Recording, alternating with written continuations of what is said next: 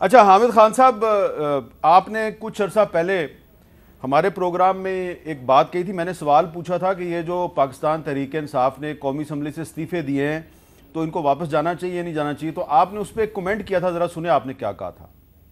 میں تو یہ بنیادی طور پہ سمجھتا ہوں کہ این بلاک استعفے دینے جو تھے وہ مناسب نہیں تھے، اور کوئی صحیح معنی میں اس پر مشورہ نہیں کیا گیا، اس پر جلدی میں جذبات میں غالباً یہ استعفے لے لیے گئے، اور کسی نے غلط مشورہ دے دیا ہوگا اس وقت پارٹی لیڈر کو۔ تو حامد خان صاحب اب جبکہ عمران خان صاحب نے خود یہ فیصلہ کیا کہ اب ہم قومی اسمبلی میں واپس جائیں گے، اور آپ کا جو پرانا موقف تھا اس کی انہوں نے انڈورسمنٹ کر دی، یعنی کہ ثابت ہو گیا کہ آپ صحیح کہہ رہے تھے کہ وہ غلط فیصلہ تھا، لیکن اب جب وہ واپس جانا چاہتے ہیں تو انہوں نے پہلے تو 60-70 استعفے قبول کر لیے، اور اب پیچھے جو 40-45 رہ گئے ہیں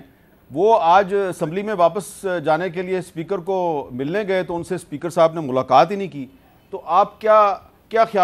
خیال ہے، یہ جو آپ قانون اور آئین کی بالادستی کی بات کرتے ہیں، تو اسپیکر صاحب کا جو رویہ اس وقت وہ آئین کے مطابق ہے یا نہیں ہے؟ میں سمجھتا ہوں یہ آئین کے خلاف ہے ان کا رویہ، اور وہ بھی اپنی مخصوص سیاسی کنسیڈریشنز کی بنیاد پر یہ سب کچھ کر رہے ہیں، یہ ان سے کرایا جا رہا ہے۔ کیونکہ دیکھیے استعفے منظور کرنا ان کے پاس ایک آپشن تھی، انہیں نوٹس دیا تھا، نوٹس دینے کے بعد منظور کر لیتے استعفے سارے، کیوں نہیں کیے؟ اتنے مہینے کیوں پڑے رہے؟ اس لیے کہ یہ نہیں چاہتے تھے کہ وہاں پر بائی الیکشنز ہوں، اور بائی الیکشن میں پھر بہت سارے لوگ آ جائیں، یا جو اس کی وجہ سے ایکٹیویٹی ہو، یا یہ ثابت ہو کہ جی کون پاپولر ہے ووٹ اس کے حوالے سے، کون نہیں ہے۔ تو یہ جان بوجھ کے اتنے مہینے لگائے گئے۔ جب فیصلہ یہ ہوا کہ نہیں ہم واپس جائیں گے، کیونکہ لیڈر آف دی اپوزیشن جو ہے وہ صحیح معنی میں لیڈر آف دی اپوزیشن ہونا چاہیے، نہ کہ راجہ ریاض تو کوئی لیڈر آف دی اپوزیشن نہیں ہے، وہ تو ایک اپنا ہی مرضی کا آدمی انہوں نے لیڈر آف دی اپوزیشن لگایا ہوا، جس سے مشاورت کر کے یہ کیئر ٹیکر گورنمنٹ بنائیں گے۔ لہٰذا انہوں نے جیسے ہی یہ ان کو نظر آیا کہ پی ٹی آئی کے ایم این ایز واپس آ رہے ہیں اور ان میں سے لیڈر آف دی اپوزیشن لینا پڑ جائے گے، تو اس صورت میں انہوں نے فوراً استعفے منظور کرنے شروع کر دیے، اور مجھے تو یہ لگ رہا ہے کہ اب 40-45 جو رہ گئے ہیں ان کے بھی بیشتر کے استعفے یہ منظور کر لیں گے، تاکہ راجہ ریاض کی جو پوزیشن ہے لیڈر آف دی اپوزیشن کی وہ بحال رہے۔ خان صاحب، یہ جو 10 ماہ تک اسمبلی نہیں گئے، یہ جو 40-45 بچ کے ہیں پیچھے ایم این اے، تو یہ اس کی کیا جسٹیفیکیشن پیش کریں گے کہ ہم 10 مہینے تک کیوں غیر حاضر رہے؟ دیکھیے جسٹیفیکیشن تو کوئی ایسی نہیں ہے، یہ بات اپنی جگہ، لیکن سوال یہ ہے کہ جو اسپیکر نے کیوں نہیں اتنا عرصہ استعفے منظور کیے؟ اس کا مطلب جہاں تک اسپیکر کا رول ہے وہ تو واضح ہے کہ وہ چیزوں کو ایک خاص تذبذب میں رکھا، انہوں نے اسٹیٹس کو رکھا، اور اس کی وجہ یہ تھی کہ وہ چاہتے تھے کہ سیٹیں فل نہ ہوں، اور اتنا عرصہ حکومت جو لیجسلیشن چاہے کر لے، اور جو اپوزیشن انہوں نے بنانے میں کامیاب ہوئے ان کے ساتھ تعاون کرتے رہیں، اور لیجسلیشن کی مرضی کے مطابق ہوتی رہے۔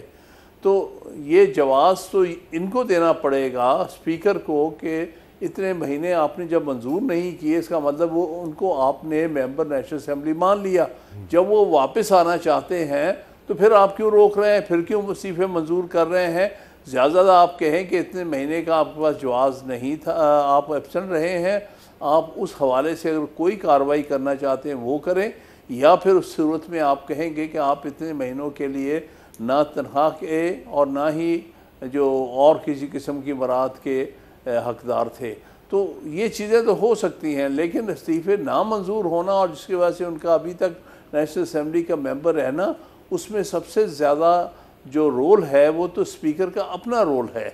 تو اس لیے ایکسپلین تو اسے کرنا پڑے گا کہ اس نے اتنے مہینے کیوں استعفوں پر بیٹھے رہے ہیں اور نہیں منظور کیا، اور اب کون سی جلدی پڑ گئی ہے ان کو کہ دڑا دڑ استعفے منظور کرنے لگے ہیں۔ اچھا مصدق ملک صاحب، آپ کے بہت سے جو کلیگ تھے کیبنٹ کے، وہ ہمیں کہا کرتے تھے کہ یہ تحریک انصاف والے جو ہیں یہ اسمبلی میں واپس آ جائیں۔ جب انہوں نے واپس آنے کا فیصلہ کیا تو ان کے استعفے قبول ہونے شروع ہو گئے ہیں، تو آپ اس پہ کیا کمنٹ کریں گے؟ میں یہ سمجھتا ہوں کہ یہ ملک جو ہے نا، اس میں جو روح ہے سیاست کی وہ ختم ہو گئی ہے، اور سیاست جو ہے وہ تکنیکی عوامل پہ چل رہی ہے، اور ہر جگہ پہ گفتگو یہ ہے کہ ٹیکنیکلی دوسرے کو مات کیسے دی جا سکتی ہے. وہ جو روح ہوتی ہے جمہوریت کی، وہ روح سب ختم ہو گئی. خان صاحب پینترے بدل بدل کر آتے ہیں. یعنی جس وقت ہم کہہ رہے تھے، کوشش اور خواہش یہ تھی کہ مل بیٹھ کے کچھ فیصلے کیے جائیں اور یہ جو پولرائزیشن ہے اور نفرت انگیز گفتگو ہے یہ ختم ہو، تو دعوت دے رہے تھے بار بار کہ آپ تشریف لے آئیں، آپ تشریف لے آئیں. اور سب کے گمان میں یہ تھا کہ یہ واقعی جمہوریت جس طرح ان کے پاس ایک وقت میں جب حکومت تھی اور ہم احتجاج تو کرتے رہے، لیکن جب تک ان کا ووٹ آف نو کانفیڈنس ہوا تب تک تو نہیں ہم نے آ کے حکومت سنبھالی. تو اسی اسپرٹ میں اب جب ہمارے پاس حکومت ہے تو یہ بھی انتظار کریں گے جب تک وزیر اعظم نہیں سمجھتے، کیونکہ آئین یہ کہتا ہے جب وہ سمجھیں گے تو الیکشن کروا لیں گے. مگر جب انہوں نے اسمبلیز ڈیزالو کرنی، جب لوگوں کا خیال تھا کہ شاید نہیں کریں گے، ہماری خواہش بھی تھی، خیال بھی تھا کہ نہیں کریں گے، لیکن جب ہمیں سمجھ آ گئی کہ یہ تو بالکل ایسے جیسے کسی سے دشمنی ہو، ملک سے ہو، جمہوریت سے ہو، کسی طریقہ کار سے ہو، اس طرح اسمبلیاں ڈیزالو کرنے پہ آ گئے ہیں، تو جوابی طور پہ بھی تکنیکی چیزیں ہونی شروع ہو گئیں. تو وہ کیا تھا کہ لازم تھا کہ رستہ میرا دیکھو کوئی دن اور، تنہا گئے کیوں اب رہو تنہا کوئی دن اور. تو اب لگتا ہے ایسے ہے کہ وہی جو کام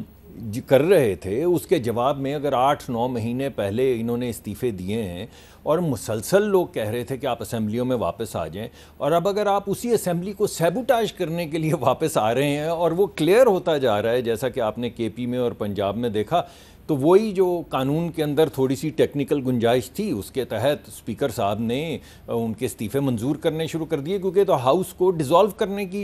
یعنی اب کوشش تو نہیں کر رہے، اب تو کر دی ہیں 2 ہاؤس ڈیزالو، اور مسلسل قائم ہے اس بات پہ کہ ہم نے تو اس کو تہو بالا جب تک نہیں کریں گے تب تک نہیں چین سے رہیں گے. تو مجھے لگتا ہے کہ اصل جو نقصان ہوا ہے وہ یہ ہے کہ جمہوریت کی جو روح ہے یا جو اسپرٹ ہے وہ پاکستان میں ایک طرح سے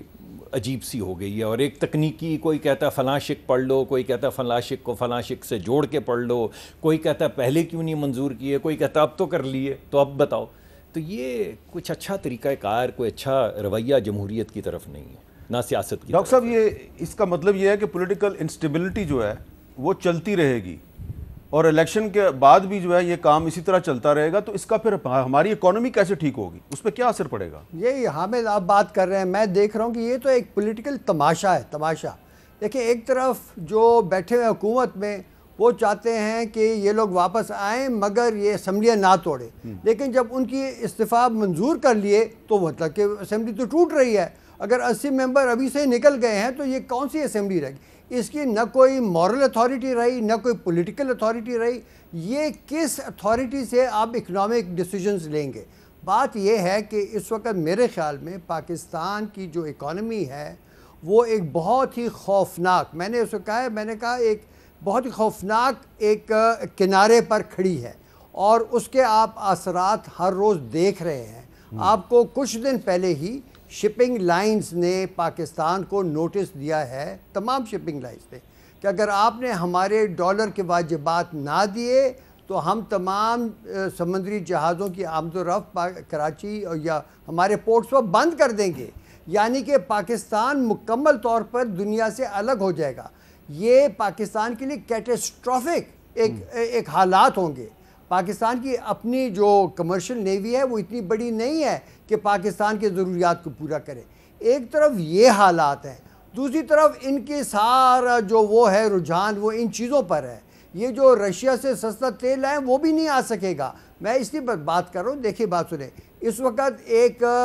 سنجیدگی سے پاکستان کے مفاد میں فیصلے کرنے چاہیے، اور وہ یہ کہ جو بھی اکنامک فیصلے کرنے اس کے لیے آپ کو ایک پروفیشنل ٹیم چاہیے. یہ جو چھوٹی سی یہ جو کمیٹی بنائی تھی، میں اس کے بارے میں ذرا تھوڑی سی وضاحت بھی کر دوں. یہ ان چھوٹے آسٹیریٹی میجر سے حامد کچھ نہیں ہونے لگا. پاکستان کو جو ترجیحات تبدیل کرنے ہیں وہ سینکڑوں ارب روپیوں کی ترجیحات تبدیل کرنے ہیں. اپنے نئے فسکل سپیس معلوم کرنا ہے. اس کے لیے آپ کو سمجھنا چاہیے کہ اس کا مانیٹری امپیکٹ کیا ہوگا، ایکسٹرنل اکاؤنٹ پر کیا ہوگا. اس قسم کی جو انڈرسٹینڈنگ ہے وہ نہ ان کی اکنامک ٹیم میں ہے نہ کسی اور پارٹی کے ہے. یہاں پر پروفیشنل اکانومسٹ کی ضرورت ہے. میں تو ان سے اور سب سے یہ پلیڈ کرتا ہوں، خدا راستہ آپ اپنی سیاست کو چھوڑیں، نہیں لیکن ایک انٹرم گورنمنٹ بنائیں۔ پروفیشنل اکانومسٹ تو کسی طرف بھی نہیں ہے، وہ تو عمران خان کے پاس بھی بینکر ہے۔ Agreed, I agree with you, اس لیے میں کہہ رہا ہوں ایک انٹرم سیٹ اپ ایسا لائیں